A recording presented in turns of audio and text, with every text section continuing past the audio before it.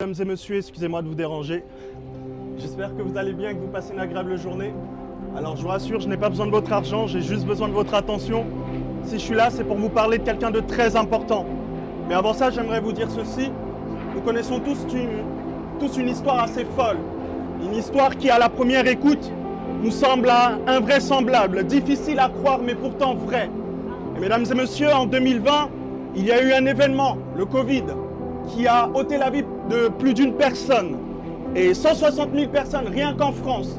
Et dans 50 ans, lorsqu'on en parlera, ce sera, la génération qui n'a pas vécu cette chose aura du mal à croire cela. Et pourtant, on a bien vécu ces choses. Et mesdames et messieurs, il y a une autre histoire, bien plus grande et bien plus importante. L'histoire d'un homme qui a vécu sur Terre il y a de cela 2000 ans. Cette personne, lorsqu'il parlait, les gens disaient de lui que jamais aucun homme n'a parlé comme cet homme.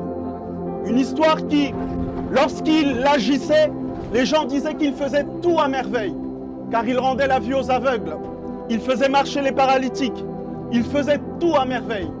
Et cette personne, mesdames et messieurs, c'est Jésus-Christ. Je sais que lorsque je cite le nom de Jésus, ça dérange un petit peu.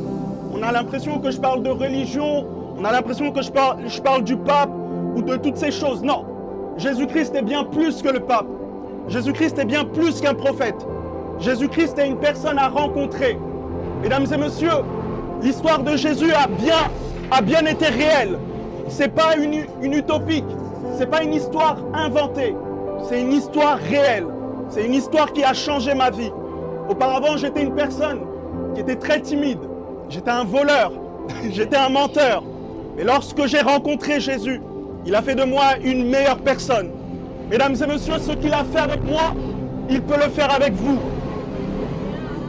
Le Covid, c'est une histoire qui a ôté plus d'une personne. Mais l'Évangile, c'est une histoire qui touche encore plus d'une personne. Mesdames et messieurs, Jésus-Christ vous aime. La Bible dit que Dieu a tant aimé le monde qu'il a donné son Fils unique, afin que quiconque croit en lui ne périsse point, mais qu'il ait la vie éternelle. Mesdames et messieurs, Jésus-Christ vous aime. Peu importe qui vous êtes, peu importe les erreurs du passé, Jésus-Christ vous aime. Voilà, c'était mon message d'aujourd'hui. Excusez-moi encore si je vous ai dérangé et je vous souhaite une excellente journée. Soyez bénis.